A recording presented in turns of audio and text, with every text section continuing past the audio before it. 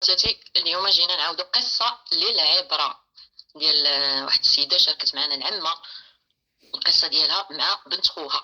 وشنو غيصرى؟ بسم الله توكلنا على الله. هاد السيدة هادي سميتها كريمة، تواصلت معايا قالت لك حنا كنا كنعيشو في واحد القرية، يعني ما مدينة كبيرة وما مدينة صغيرة، المهم قرية.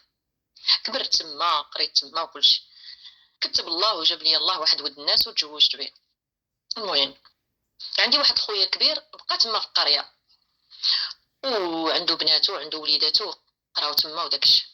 انا مشيت عند راجلي لمدينه اخرى، وديك المدينه كبيره، راجلي خدام مزيان وكلشي. كتبت الله ولدت مع الوليد الاول، بنيتي الثانيه، والحمد لله. ما ساكناش مع عكوزي الله يعمرها دار، شيخي الله يعمرها دار. انا ما ساكناش مع عائله راجلي، ولكن ملي كيجيو عندي ما كنخلي ما ندير، انا عزيزه عليهم وهما عزاز عليا، ودائما الافتقار بيناتنا. راجلي كان مزيان صراحه، كلشي بخير، ما عمر خسر لي خاطري او هادي، كان مهلي فيا حالي بحال قاعد ننسى، يعني كدابزو داكشي، يعني بحال كاع اي راجل مع مراته. ولكن ما عمرنا وصلنا شي حاجات خايبين. سير كليام وجي كليام، واحد النهار الاخ ديالي الكبير تواصل معايا في التليفون وقال لي يا اختي انا مزاوق فيك، بنتي راها نجحات في البكالوريا وبغات تقرا في الجامعه، وبغيتها تقرا عندك بحكم انتيا كتسكني في ديك المدينه وكبيره وكل شيء، بغيت تمشي تقرا عندك حسن لي ما بغيتش نمشي نكري ليها مع البنات وهذه، وانت عارفه هذا الوقت والجيل هذا ديال دابا صعيب. قلت له لا خويا، مرحبا مرحبا والف مرحبا. مرحبا خويا، ويلي مرحبا يا ولد امي انت وبويا. جيت عند الراجل بطبيعه الحال خصني نتشاور مع راجلي. قلت ليه الراجل راه ودي راه واحد بنت خويا الكبير وداكشي، راك عارف تيسكنوا في ديك القريه، وانا نجحت في الباك ودابا بغا يدير الجامعه وغتجي تقرا عندنا. قال لي شوفي انا خاطيني هادشي، انا ما بغيت نتحمل مسؤوليه ديال البنات وسيرتو البنات، انا سيدي خاطيني هادشي. وبقيت عليه كنقنع فيه، كيقول لي انا قلت لك دبر راسك منك لبنت خوك، انا قلت لك انا باغي تيقار، ياك انتي براسك تنقول لك ما تمشي عند حد، ما تجي عند حد، ما تمشي عند جيران، ما ترافقي ليا مع صحابات، انا باغي تيقار. ولكن دبر راسك. وبقيت كنرغب فيه وكنزاوق عافاك عافاك عافاك. المهم حتى قنعته. هي ديك قلت له ودي هي راه ما غاديش تجلس بزاف، راه غير بينما شاف ليها باها وهادي راه تجلس معايا غير واحد العامين ولا هادي. قال لي دبر راسك. صافي جات بنت خويا، خويت بيت وعطيتها البيت من ديال وليداتي، عطيتها البيت قعدت ليها، نعمت كلشي الفراش وهادي، يعني الحمد لله كلشي الامور مزيانه. صافي هي هذه سير قال لي. المهم بنت خويا في الاول كانت يعني داخله سوق راسها، كتلبس محترم، وبالحكم حنا كبرنا في ديك القريه، راه قلت لكم حتى وليدات خويا وبناته وداكشي كبروا محترمين، يعني كتلبس محترم، كتلبس داكشي طويل وهادي، كتقول لراجلي كتقول له عزيزي بهادي. المهم بالاحترام، كثرت الاحترام. المهم في الاول دازت واحد 6 شهور كنشوف بنت خويا تبدلات.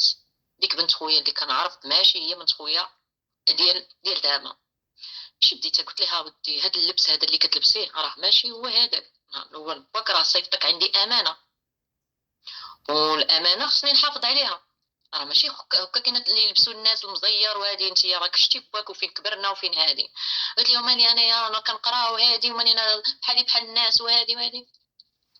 راجلي بقى كيسمع كيشوف، كيسمع وكيشوف. قال لي دبر راسك تحملي مسؤوليتها، انا ما تشوفي فيا ما نشوف فيك. المهم خليت هكا كاينه. المهم في الاول خليتها على خاطرها. زيت عند خويا قلت له شوف اخويا راه هضر مع بنتك قول لها، هضرت عيطت له في التليفون قلت له هضر مع بنتك قول لها شويه تلبس اللبس محترم، راني خايفه عليها وانت راه عاطيني مسؤوليه كبيره. قال لي صافي اختي ولا عليك، هضر مع بنته. صافي شويه تراجعت على داك اللبس. صافي شويه دزت واحد ما كاملاش ثاني واحد الشهرين من مور هذيك، ولا كيقول لي كنشوفها كتجي في العشيه معطله. راكم عارفين كتقول انا كنزيد السوايع، انا كندير السوايع، انا هادي انا ما نعرف الله اعلم.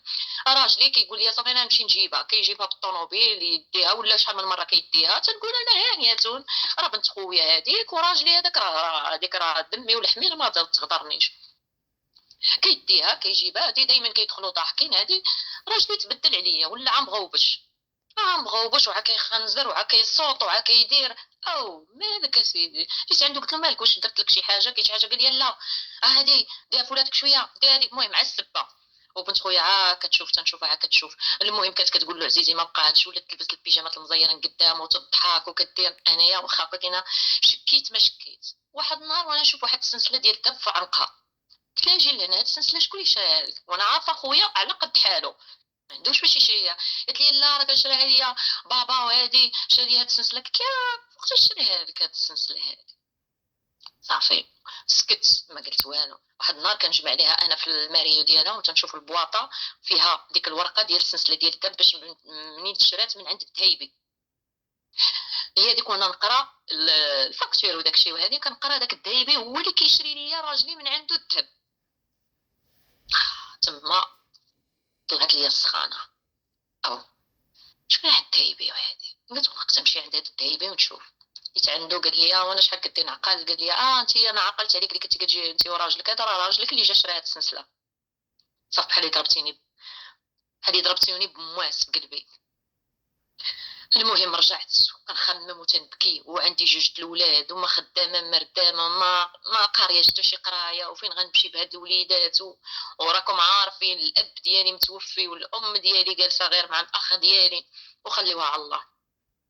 راجعه كنخمم وتنبكي وتنقول يا رب يا ربي كيفاش غندير وكيفاش هادي. جيت ما قلت له حتى شي حاجه، ما قلت لها هي حتى شي حاجه، ما قلت لها هي ما قلت ليه هو. صافي سكت. قلت خاصني دابا انا دابا شفت هاد السلسله ولكن خاصني نشوف بعيني واش الخيانه كاينه ولا لا نتاكد. صافي واحد النهار قلت له شوف راه غادي نسافر نمشي نطل على الوالده وهادي. قال لي واخا سيري. قلت لها انت غتمشي معايا البنت خويا؟ قالت لي لا لا عسير عمتي انا راه باقي عندي الدروس خاصني ندخل الموديل من الموديل هذيك. قلت لها واخا صافي. زيت الوليدات ودرت راسي راني غادا. ودوك الوليدات خديتهم انا عند واحد جارتي كنعرفها وكنهضر معاها. حكيت لها هادي قلت لها غادي نعس. فعلا خليت هي دارت راسها غادا خارجه في ديك الوقيته اللي انا كنت غادا مسافره. قالت لي انا راه غادي نمشي معايا. انا عسيت هي ما خرجتش كاع من الدار ديك العشيه. انا مشيت حطيت وليداتي عند ديك الجاره اللي كنعرف ورجعت بقيت عساسه. هي غتخرج هو ما خرجش طوموبيلته كاينه وهي غتخرج. اش درت انا؟ دخلت بالحس حليت الباب بشويه وبالحس مشيت كنتسلت عا بشويه وكنسمع وكنشوف. مشيت كنلقى في الباب البيت النعاس ديالي كاين ديك التقيبه اللي كيكون فيها الساروت طليت هكا كيبانوا ليا بجوج. يا ميمتي يا ميمتي راسي ضاخ عليا الدوخه شدتني. رجعت بحالي عريانين ما تقولي عين المراه وراجلها كاين المراه مع راجلها. رجعت بشويه كنتسلت وسديت الباب. ما نكذب عليكم ما تشاورت حتى مع حد ما هضرت مع خويا ما قلت حتى شي حاجه. قلت انا دابا بقات كتهمني لا خاوه ولا حتى شي حاجه ما كذبش عليكم شعلت فيا العافيه. زيت مشيت لعند البوليس قلت لهم ما كاين وما كاين وما كاين كنجري. جاو معايا البوليس قلت لهم راه في حاله تلبس راجلي مع خيانه زوجيه. جاو حليت الباب فعلا لقاوهم خرجوهم وحكموا عليهم. خرجوهم قدام الجيران وقدام الناس ما نكذبش عليكم. هاد طفات ديك العافيه. اخوتي خواتاتي. ولكن بقيت كنبكي هزوهم وداوهم حكموا عليهم بجوج. خويا قطع غايه بقاش كيهضر معايا. العائله كامله قال لك علاش تدخلي بنتي للحبس وانت بنتك ما عقلتش عليا ملي مشات ليا مع راجلي والراجل تبدل عليا ما بقى يعطيني فلوس ما بقى يعطيني مصروف ما بقى يشوف فيا ما بقى يحاديني. ما نكذبش عليكم دابا انايا بغيت غير نعرف واش هادشي اللي درت كان مزيان ولا لا. عافاكم لا مخليو ليا تعاليق وجمجموا ولا تخمموا. وشكرا لكم اخوتي قولوا لي واش هادشي اللي درت مزيان. انا المهم مشيت حاولت دابا بديت كنوض وكنعري على كتافي وكنخدم على وليداتي لانني صافي الراجل اللي خانني رجعت ليه يقدر يخونني مره ثانيه والثالثه وبنت خويا ما عقلش عليها. وهذه هي القصه وكنتمنى تكون عبره لكم اخوتي خواتاتي. شكرا لكم. اخت اللي عاودتها على لساني كنتمنى اخوتي تكون لكم عبره وما تنساوش التعاليق لمولات القصه وشكرا جزيلا.